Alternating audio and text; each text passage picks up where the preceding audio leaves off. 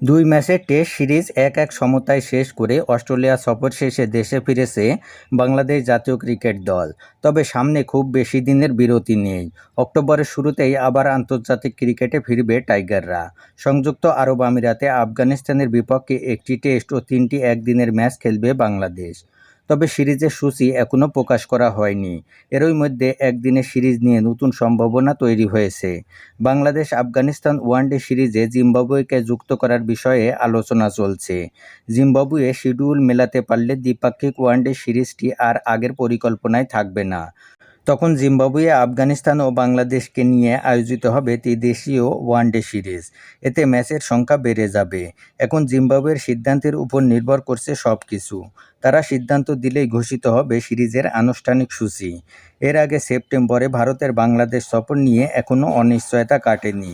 শেষমেশ ভারত সিরিজ না হলে জাতীয় দলের ক্রিকেটারদের নিয়ে বিশেষ ক্যাম্পের পরিকল্পনা রয়েছে বাংলাদেশ ক্রিকেট বোর্ড বিসিবির।